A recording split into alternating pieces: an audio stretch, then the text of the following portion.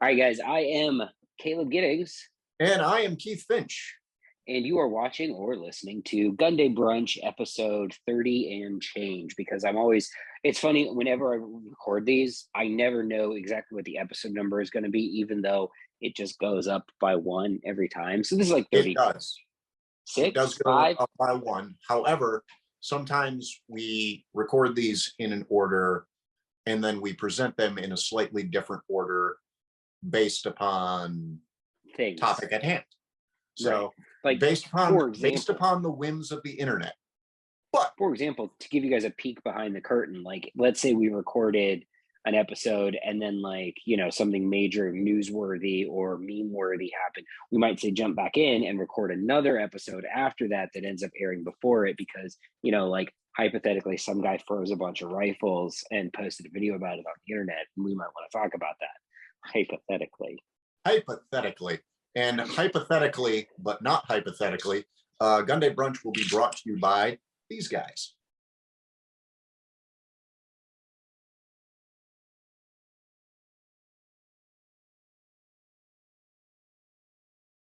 Yay, these guys. Thank you for your these guysing. So let's cut right to the chase on this one because Grand Thumb, the honestly, I've said this before, I really only watch two firearms related YouTube channels. I will occasionally watch Brandon Herrera, and I will occasionally watch Grand Thumb, and that's about it. I add Ian into that mix too. I'll watch Forgotten Weapons. I have occasionally watched Forgotten Weapons. My problem with Forgotten Weapons isn't really a problem so much as Ian really likes guns. Mm-hmm. And I don't. I mean, I like guns just fine, but I like shooting guns. Mm-hmm. Ian likes guns. And it's such a subtle distinction that a lot of people who hear me say this are going to be like, what the hell do you mean? And I can't really explain it, but if you understand what I'm saying, you'll be like, that makes sense. I'll take a crack at that, and then we'll go back to the video that froze the internet. Right, because it really did. Yep, it really did. It was very, very funny, and it made me laugh. It was so good. Ian goes into the technical aspects in the history of guns. So if you're like a history buff or a tech buff and you like the little minutia about how things work and what design processes were behind things, which I absolutely do. It's one of the reasons I like the rifles the way I do, because you shoot a 5.56 rifle, you've shot a 5.56 rifle. They all kind of do the same thing. Yeah. But if you enjoy how certain things are built and how a person or a team of people tackled a problem to make a firearm work, or people who started down a design process and then it dead ended into wherever the design process eventually dead ended because another decision was made, usually by a government, to not use a new ammunition type, for example, something we talked about on this channel. You look at those things. Ian's content is very much geared toward the people who like that type of content, who like very technical and historically related content, which is why the Forgotten Weapons channel is so cool in the way it is. Mike Jones, Grantham, his content is more action, more shooting oriented, and he's getting more into the sciencey stuff now, but it's still done in a way that's entertaining. Yeah, they do an entertainment value and a function value, and that's kind of where this interesting, blustery, and cold video ended up. So for people who haven't seen the video, go watch it. We'll actually link it in this when I do post-production on this. We'll actually link Mike's video either here or in the description, because it'll 100%. It'll be somewhere, guys. It's a 40-minute video. It's not a small chunk of time, but it's very worth the watch, especially if you take it, you go into it the right way. And it's certainly more entertaining than whatever bullshit thing you do for a living. So please waste your employer, unless you have my job, in which case it's not, or Keith's job. But yeah, we have equally entertaining jobs as this video is. And in fact, I got to use that video as part of my job, which made it even better. Me too.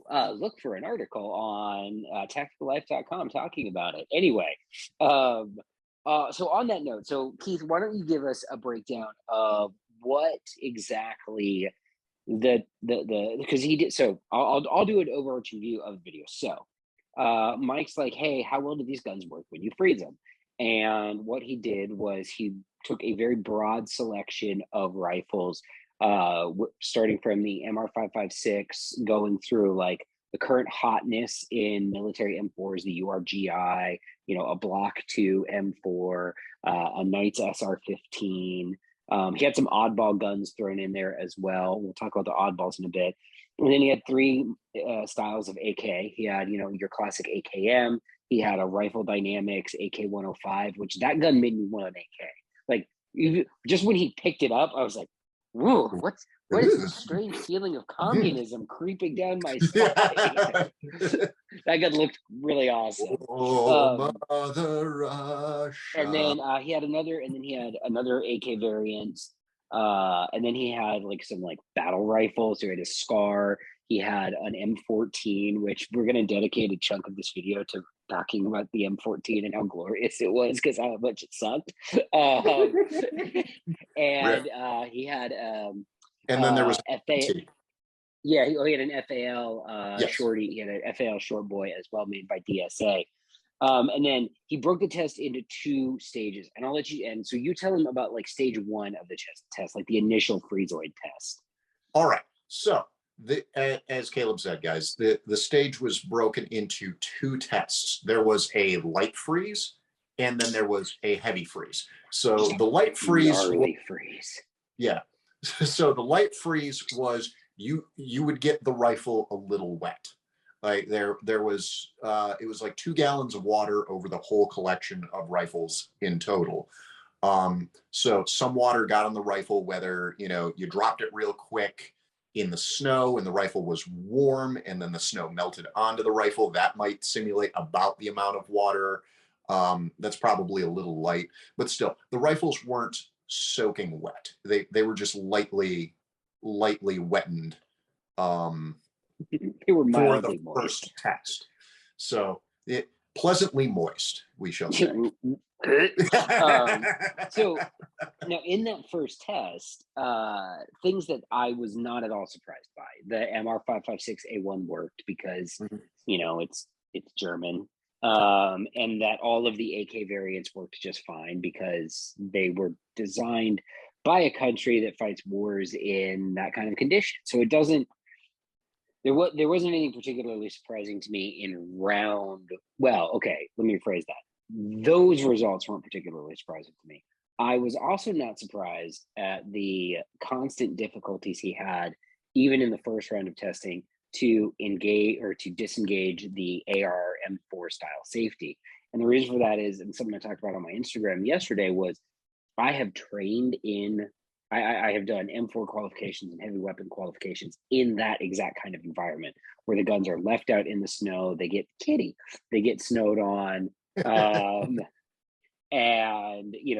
one of the first things that happens is the selector lever will stick, and and in the light freeze, he was able to disable the selector level every time on all of the guns, and and then try to shoot them with varying degrees of success. But that didn't surprise me at all. Now you talk about the part that initially set the internet aflame because it has to do with a really expensive AR-15. Really expensive. The part that really set the internet aflame was the fact that the Knight's armament rifle in this test did not perform well because Knight's armaments are really expensive. There's a very good reason. There's very good reason why. Yeah. And they're very well built. Like, don't get me wrong, the Knight's rifle is a great rifle. They're very, very well built rifle, but there's a very specific reason why it failed. But the internet, being the internet and the place we cannot have nice things, it immediately devolved into this is crap. How dare you insult the Knights SR-15, you heretic. How dare you? Like, guys, that's his gun. Like, Yeah, that's his. He paid his own money for that gun. Nobody gave him that gun. yeah, that's his gun that he's torturing, just like the Scar, which the Scar being, I'm very much a Scar fan, is well known, but the Scar performed about how I expected it to, based on the parameters of the test as well. With the first test going pretty well for it, it being able to break through the ice and get the action working, and then the second test causing problems. We'll get to the second test in a little bit. But the Knight did not do well in the first test, and there's a big reason why. Do we want to get into that right now? Yeah, let's talk about the Knight. But actually, all right. Yeah, go. We'll talk about the Knight. There's something I want to bring up, but that's a later on. So yeah, talk about why the Knight didn't work well in the first test. All right. The reason the Knights didn't work, and you'd find it in similar designs, like I bet my LWRC would have some of the very, very same issues, because the Knights and the L-dubs and those nice AR rifles, and the MCX also. The MCX had MCX had work for, yeah. No. They have tiny crevices in them, guys. There are tiny places, especially around the fire control and the bolt lock and bolt release controls, that all work very, very nicely in above freezing temperatures or dry enough conditions where there's not water expanding into ice in those tiny crevices. The moment that there's water expanding into ice in all those tiny control crevices, you run into issues. And what happened in the test was, it was the controls were deliberately allowed to freeze to see what happened. And we did. And it didn't work. It did not work. Yeah. It didn't work. It didn't work very well. The other thing that happened in the first round of testing that made my just black heart so happy, especially given what we've said about the M14 on the channel, was the M14 failed, and it failed in a super dangerous way. So again, watch the video, and when you see it, you don't even realize what's happening until he describes it. But basically, real short version of the story, he pulls the trigger on the M14. It releases the sear, but the hammer is frozen in place inside the gun with a live round under it. And so basically there was nothing then stopping the hammer from flying forward at any moment when it thawed to an appropriate temperature, which, I mean, he had to make his cameraman put the camera down, step behind the line so he could like clear the rifle out in a safe way with a third set of hands. Glorious, glorious. M14 fanboys, your gun sucks. Ooh, yeah. It speaks to the fact that the open action design that's sitting behind the M14 is really problematic when it comes to interference like that. And this one specific, getting a lot of moisture in there, that's a pocket that'll just collect water, and it did, and it froze the action. Therefore, when the sear was pulled, the hammer did not go, but the hammer was trying to, and had the spring tension gotten past all the ice and everything like that, you could have had a very dangerous situation with that. Very exciting moment. It was highly problematic, and that was assuredly the hardest fail of the whole test, was the M14, the M1A. And the hardest fail of the first round of testing. Yeah, and we'll get to the second round of testing in a minute, because that was full of fail. Yeah, how great was the first round when the FAL shorty was like, haha, fuck your cold weather. It just went bop, bop, bop, bop. I'm like, it just sat there and was like, guess I work today. Which, now here's the thing, and I have not seen any commentary about like the FAL being more reliable than an SR-15.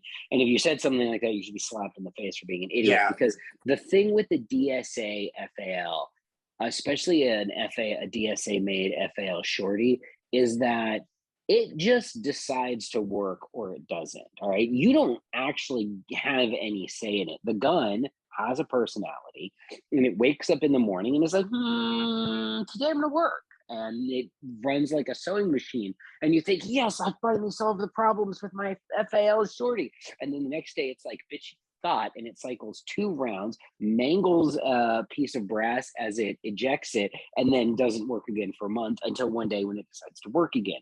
So the Belgian gremlins were Yeah, the Belgian Gremlins were just in that FAL that day, so that's why it worked. It had nothing to do with it being a better design than an AR-15. But I loved it because as we've said, if I was going to get a battle rifle, it would be an FAL, Yeah. and I have such a This is soft not spot for throwing it. the FAL completely under the bus, guys. Like the FAL was a good design. It was an objectively good design, especially for the era it was coming up in.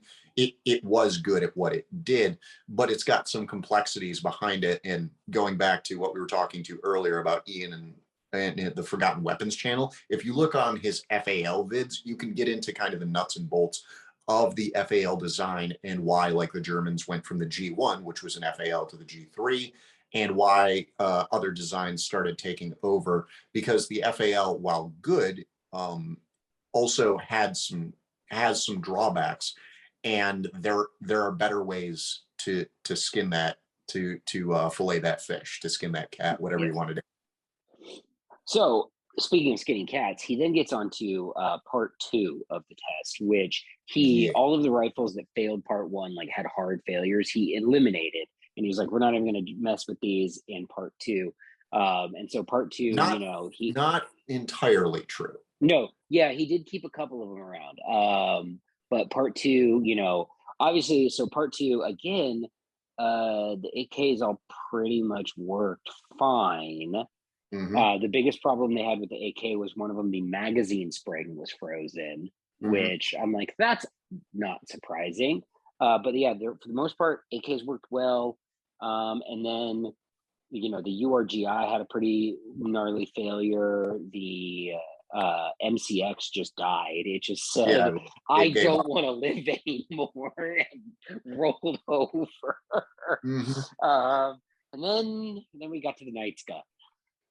And nope. Yeah, Just the hardest of nopes. it failed Did not hard. at all. It did not at all. It failed hard. It totally locked up. The entire action just decided, we're out. It's cold. I was built in Yeah, Florida. Screw this. yes, I surrender. I give up. So, now that we've kind of gotten into that, let's talk about why. Like, you have the crevices, you have this gun that's built to tight tolerances, and then, when you compare that to a gun like an AK style gun, which is intentionally built to shittier tolerances, Mm-hmm. this is one of those things that people don't understand. Now, yes, I'm aware of, John Johnston did a series of videos a few years back where he had a Knight's SR-15. He shot 50,000 rounds through it. He lubricated the piss out of it. He threw it in the dirt and did all of that. He didn't hard freeze it, which cold weather does weird shit to guns that people don't really It does. understand. But, this isn't taking away from the reliability or anything like that of the Knight's gun or the SR-15, but cold weather is a very specific problem that you have, like, and I'm not talking about like, oh, it snowed a little bit, cold weather. I'm not talking about cold, We're like you talking get. very intense cold weather, and additionally, we're talking about water intrusion into the weapon system. And This is a specific problem. and it's not, it's actually, it's a compound problem too, because one of the things that they talked about in the video was that he intentionally left the guns essentially in, outdoor temperature environment in his garage for like 2 weeks at like 20-degree weather so they could get down to this appropriately super cold temperature. And there's a and before we introduced the water intrusion portion of the Mm-hmm. event. So, you have the multiple combination of prolonged cold weather exposure, which has actually frozen actually made the gun itself frozen now, right? Yeah, You pour ice on it when it's that the cold. metals, everything inside the gun is homogeneously cold. They are cold. They're acclimatized to the cold. They've been stored cold for a very long period of time. Now, So when you cold but pour, dry. so and anybody who has lived in a cold weather environment knows that if you put like a wet thing on a very cold piece of metal that's been in a prolonged cold environment, it's licking a flagpole. Your tongue will freeze to it because the metal is so cold. And Mm-hmm. that's actually a part of what happened here is when you had the water hit these guns, the water actually starts to freeze right away. And then Mm-hmm. as it penetrates, it's freezing to things that it was never supposed to be freezing to in the first place. And that it likely wouldn't have the opportunity to if you were using this rifle, say, in an environment where had bailed out, you were in a vehicle, you bailed out of the vehicle into the snow, the rifle was at a higher temperature, things like that.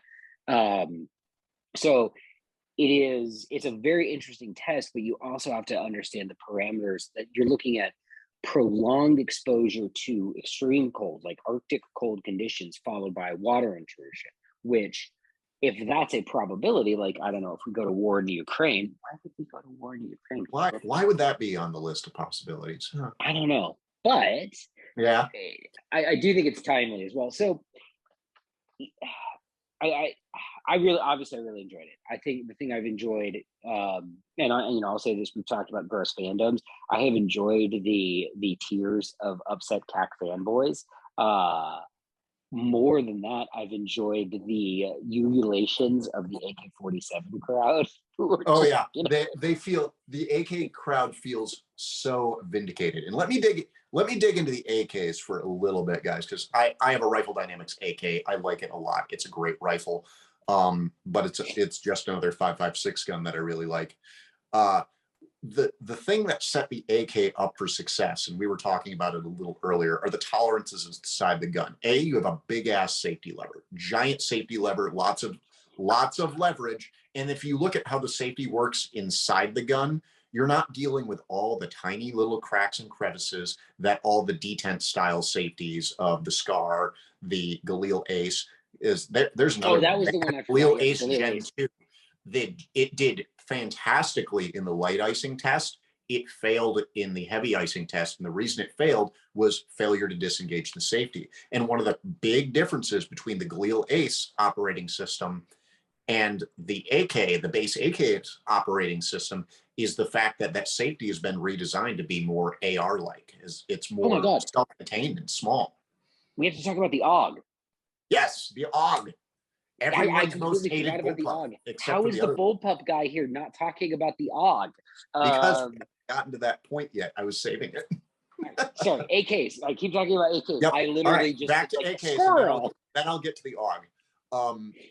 So the AKs did very well because the internal dynamics inside the AK, the internal structure, is very much about, unless it's completely full, which Forgotten Weapons and In Range have a video on what happens if the back of the AK gets full of shit.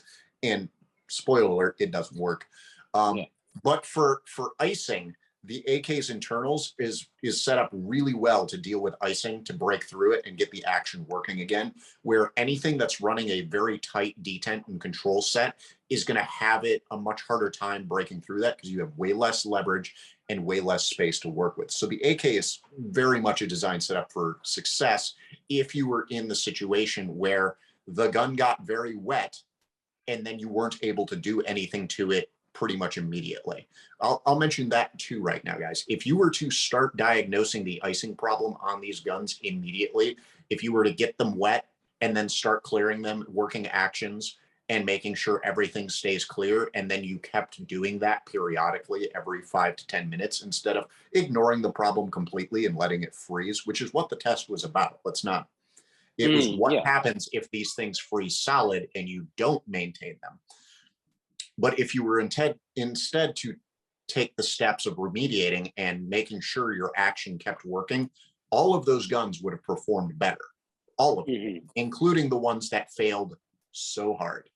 And now... and even with the open action gun, so the M14, and I'm going to do a little bit of savioring here for the M14. I'm also going to attempt to head off any commentary, because people are going to be like, but what about the M1 Garands in the Ardennes? And what about, the M1 Garands in the Chosin Reservoir? And I'm like, yes.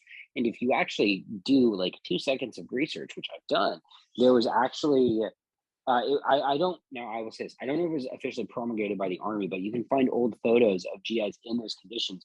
And if you look at their M1s, I almost called it an M14. I'm so sorry. If you look at their M1, which is superior in every way to the M14, you'll notice that a lot of them have the action wrapped with a rag. And you do a little bit of digging, and it was a common practice in super cold weather to take whatever lubricant you had, whatever weapon lubricant you had, lubricate a rag, and then wrap that around the weapon to, one, keep moisture from intruding into the weapon, and two, keep the action warmer than the surrounding air around it. That was their fix, was to not leave their guns action exposed to hellishly cold conditions for For extended periods hours of time and and then get hours it until wet. they turned into blocks of ice. Weird. You know, so Strange. again, as much as we enjoyed shitting on the M14 earlier, which I will never not enjoy that, again, you have to bear in mind that this specific test was constructed to create the absolute worst case scenario. Like, you've been on a foot patrol through the woods in 10-degree weather for 6 hours and you fall into a river, Yeah. which is somehow not frozen. Yeah, the river, and that does happen, guys. Like the river underneath the ice, that, like, I've tripped into that. I've been on that Yeah. foot patrol with an M16. I've fallen into that. It's very cold. I do not Nope. like training at northern Michigan. Sometimes not fun.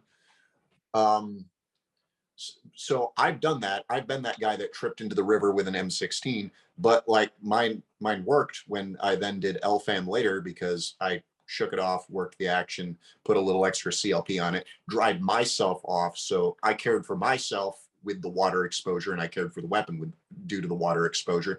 And that's the difference. We're looking at a situation in which no care was taken for the water exposure. But So getting to the AUG, piece de resistance, the Steyr AUG, one of the most hated weapons on the internet because it's backwards. The bullpup of bullpups, the AUG did fantastic in both tests. Mm-hmm. The reason that it did fantastic is the setup of the AUG doesn't allow water intrusion into places, didn't allow water intrusion into places where it was going to muck with the gun very badly. Mm-hmm. For instance, the X95, my favorite bullpup, I don't think would have fared as well in this test because of the differences in the open crevice locations on the X95 versus the AUG. The AUG is a very sealed system for all those operating bits. The icing was getting on the front of the piston rod and then the front of the charging handle rod, which are parallel inside that gun. And if there wasn't enough ice buildup there to stop it cycling when you fired it the first time, there wasn't going to be enough to stop the gun, because there's just not enough the action exposed to the water intrusion in order to make it stop. And that's what bore out. There just wasn't enough water inside the gun. And that's very similar to what happened to the AKs, is there wasn't enough water inside the gun. Had the AKs been frozen with safety off, for example, I think we would have seen different results as more water actually got into the action, because that would have been what would happen if they froze them, if they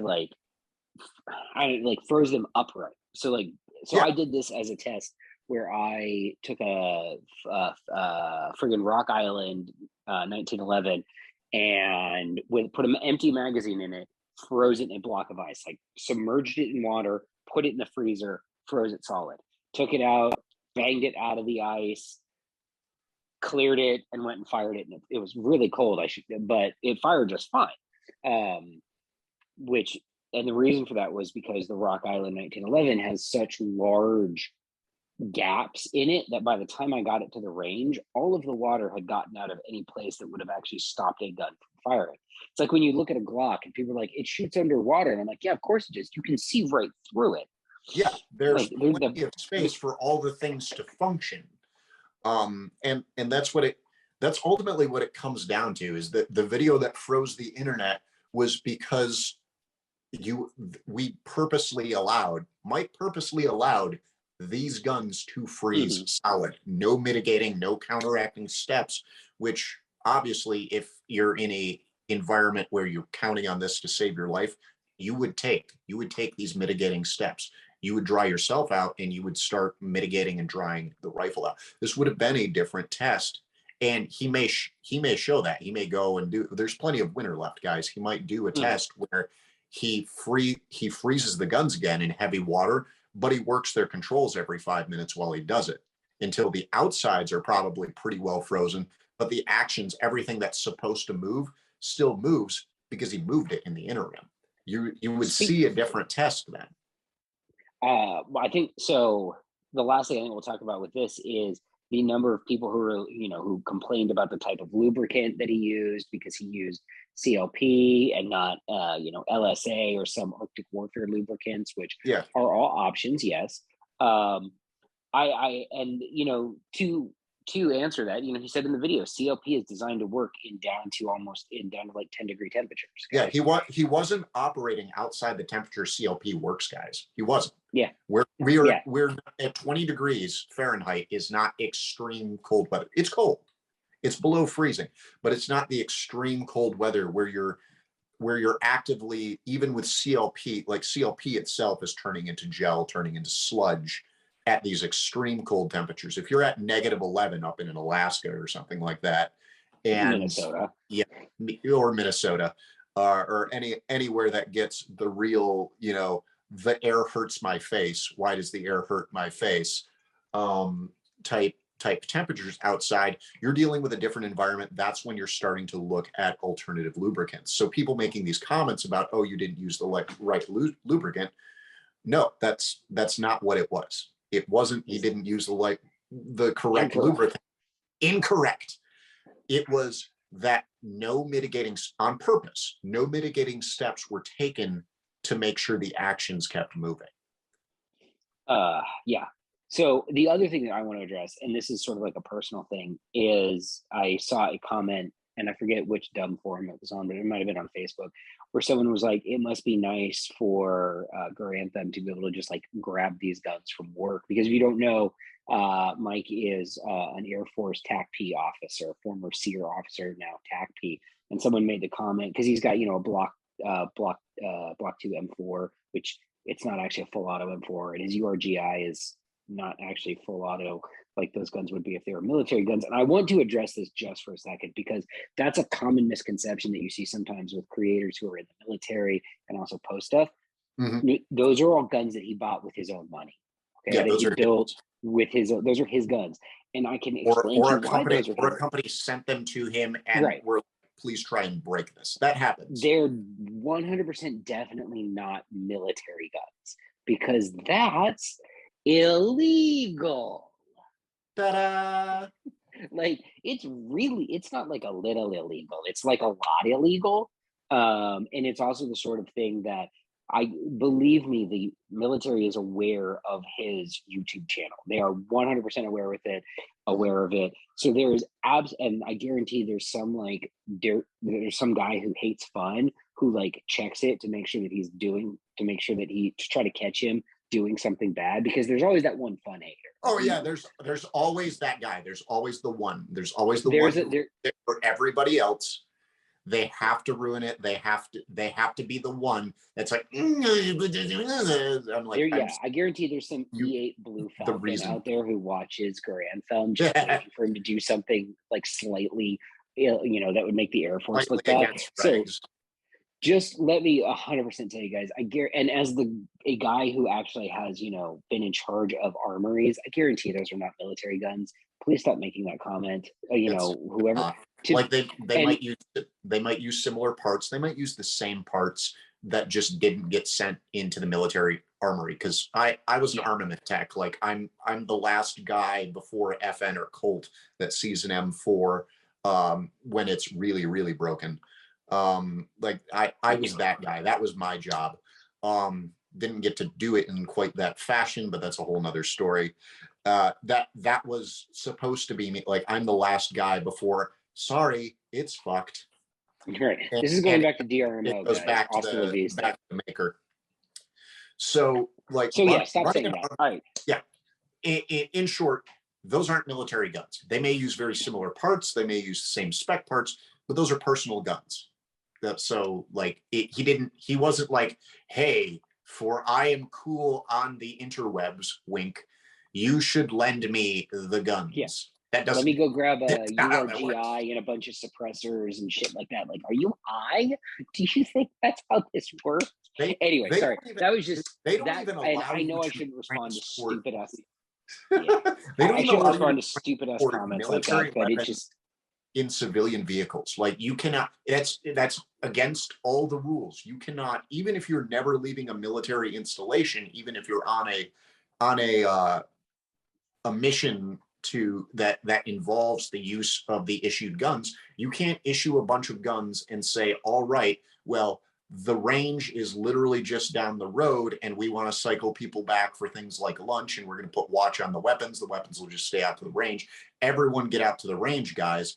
You don't put weapons in personal vehicles. You don't, there's no like, here, go. So we actually, in the Air Force, we have a fun exception to that rule. And it's if you are transporting a weapon in a locked case to a commercial airport to travel to a destination, you can put that weapon in your personally owned vehicle and drive to the airport and park your car in airport parking and then check in and fly. And here's why I 100% believe that we have that. And that's not a DOD thing, it's an Air Force thing. And you know why we have the thing? Pilots. Because pilots want to drive my own. I don't want to have to get a shuttle. I want to drive my own car to the airport. That way, when I come back, I can drive my own car and I don't have to take a taxi. Can't I just put this M9 in a case and put it in my car? Fine. Being the Air Force must cater to its flyboys. They say, yeah, we'll make a rule for that. The following statement represents my opinions, not the opinions of the United States Air Force, Combat Arms Security Forces, or the units that I'm associated with. Disclaimer. Yeah. All right. Any other thoughts on wrecking the internet and freezing guns solid? No, that was one of the most delightful things. I'm in several SCAR groups, and some of the SCAR butt hurt over the rusting parts as it was brought back to room temperature. I'm like, yeah, they got super cold, they got super wet, and now they're in the perfect condition to start oxidizing. Yeah, you're gonna have to clean them. Sorry. Yeah. Weird. Super weird. Guns rust when you get them super cold. Steel rust when it's given the condition to oxidize. OMG. A coating can't just magically stop that all on its own. OMG. No. Yeah. Imagine them looking at some of the rustier like M16A2s and old M4s that we saw from our early days in the military. Oh man. The ones that were purple and shiny. Barrels were shiny. Or like machine guns that you had them, or perfect example of rusting guns. You're doing a heavy weapon firing and you've got 240 barrels just sitting out in the cold, in the snow, in 20-degree weather. Yep. And then you throw one of those on a gun and you go barrel change. Do your barrel change, drop that shit back down in the snow, do that a whole bunch of times, cycling guns from cold to hot to cold to hot. Every single barrel had rust on it. And like, not like bad. It wasn't like I needed, a Dremel to get it off, but they had surface rust because the gun would get to hell. Yeah. We had the same thing when we went to when we went to Africa. We grabbed all our guns, put them in boxes, and they got shipped to Africa. We took them out of the boxes, and they were clean and preserved and everything like that. We took them out of the boxes in Africa, and we did our thing. We trained with the Moroccans, and when we were done training with the Moroccans, we in the friggin' Western Sahara conditions, we're like, screw it, back in the boxes with everything. And then it got shipped back to the United States because you weren't getting those clean in the middle open desert. No, it wasn't. You couldn't like CLP it because then all the desert sand and awesomeness. So you wiped it off. You did the best you thing. Throw it in the box. Go home. We get it up. We open it up. Guess what? They're all rusty and nasty and everything like that because we were playing in the desert. And then they got put in boxes and shipped home. Yep. This is what it is, guys. Guys, don't get mad when mechanical things do what. Yeah. Don't get mad when mechanical things do what they're gonna do when exposed to the conditions that will cause those things. Rust happens, guns freeze. If you are mad because the Knight's Armament SR-15 didn't work, don't be mad. If you're happy because the AKs worked, do be happy because that was fun. Like that. Like that honestly, cool. The best part about this has been the byplay between like very upset, Knight's Armament fans and very happy AK fans, and then guys who are in SIG MCX is going like, okay. it's funny because mine is coming back very, very shortly, and I'm like, oh, I must be very careful. But being in the SCAR forums, the current joke running around is don't put it outside. And I have a very prominent picture of my personal 17 when I took it out deer hunting. I put it on the back of my truck. It was like 19 degrees out. It's super cold. I put it on the back with a suppressor on it, which you're not supposed to do because it voids the warranty. Screw it. And mounting a suppressor. Hold on. and, Wait, what? Yeah, the joke is if you put a suppressor on a SCAR, you void the warranty. And I'm like, well, I fix my own guns anyway, so whatever. I don't care.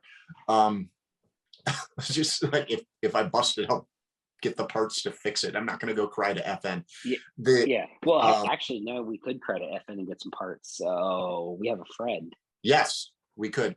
I don't want to abuse that yet, but oh, he likes it. I mean, I know. Yeah, I know. Sorry.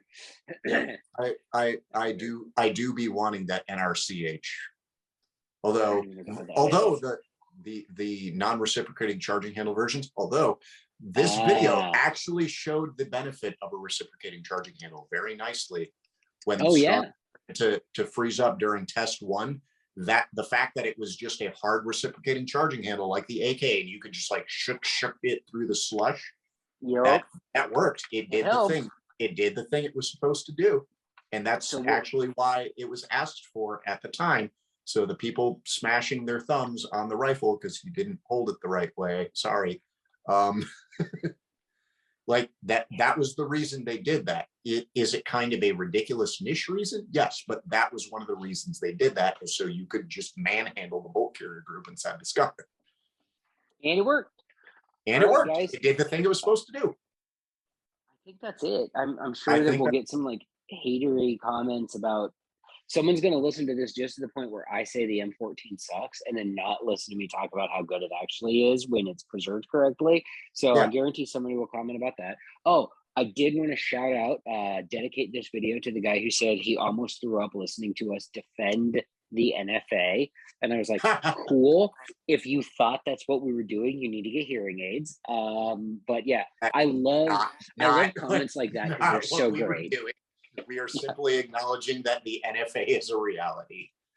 The NFA exists, guys. It shouldn't, but it does. And so that's it. That's it for this week. We will be back. That may be the same person who commented earlier when I made the post, a SHOT Show update post earlier, who said they're giving into mandates. It's like, yes, they would like to continue to conduct business. I understand that decision. Yeah. Oh, was it about Beretta eating themselves out of SHOT Show? Yeah, that was what was funny about that. I swear to God, we're gonna end this episode after this, guys. What was funny we may even cut it before, but we'll see. Yeah, probably not. Was that I got that news from a contact at Beretta that they had that they were leaving the show, and started talking to you, and you're like, that's weird because they just sent me meeting updates this morning for meetings, and I'm like, yeah, but it's the afternoon, so who knows? Like I was also talking to Beretta contacts. I'm like, hey, is everything okay? And they were like, yes, absolutely, everything's fine. Well, the decision had literally just been made by not Beretta USA, guys. This isn't Beretta's USA. This was Beretta Holding Corp. This was the Italians above the rest of the Italians. You see this? Beretta Holding, Beretta USA. Beretta Holding. Beretta USA.